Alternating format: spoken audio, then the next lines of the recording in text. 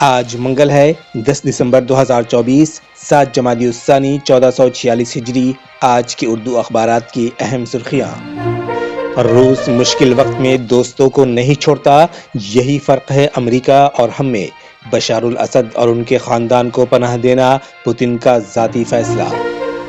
شام کی صورتحال پر اقوام متحدہ کی سلامتی کونسل کا ہنگامی اجلاس طلب۔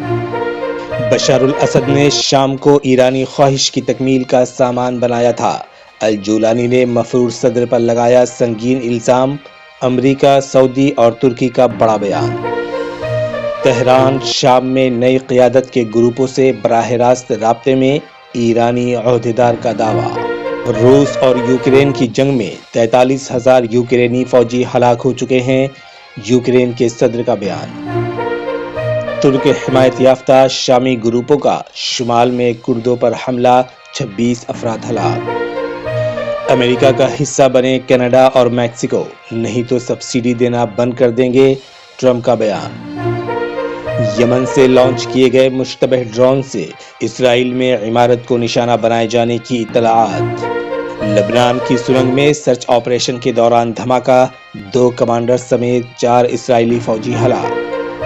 نہیں پیش ہو سکی سنبھل مسجد کی سروے رپورٹ۔ اتر پردیش کے سنبھل میں واقع شاہی جامع مسجد کی سروے رپورٹ عدالت میں پیش کی جانی تھی، لیکن ایڈوکیٹ کمشنر نے یہ رپورٹ پیش نہیں کی۔ انہوں نے خرابی صحت کا حوالہ دیتے ہوئے عدالت سے رپورٹ پیش کرنے کے لیے مزید 15 دنوں کا وقت طلب کیا ہے۔ جونپور سے خبر ہے، اٹالہ مسجد معاملے پر نہیں ہوئی سماعت۔ پور کی اٹالہ مسجد تنازع سے متعلق معاملے میں الہ آباد ہائی کورٹ میں معاملے کی سماعت نہیں ہو سکی۔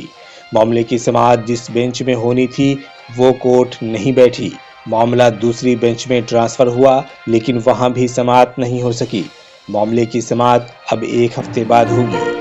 شاہی عیدگاہ مسجد کرشن جنم بھومی معاملے سے متعلق سپریم کورٹ اب سردی کی چھٹیوں کے بعد سماعت کرے گا۔ سنجے ملہوترا بنیں گے ریزرو بینک آف انڈیا کے نئے گورنر۔ بہار کے پورنیا ایئرپورٹ سے جون تک پرواز شروع، 4 مہینے میں ایئرپورٹ کیبن بن کر تیار ہوگا، ٹینڈر جاری۔ سورین کابینہ میں 2 مسلم وزراء کی نمائندگی سے اقلیتوں کو ملی نئی طاقت۔ فرقہ پرستی کے خاتمے کے لیے انڈیا کی کوشش کئی اعتبار سے کامیاب، وزیر اعلیٰ کی حکمت عملی کے سامنے بی جے پی بے بس۔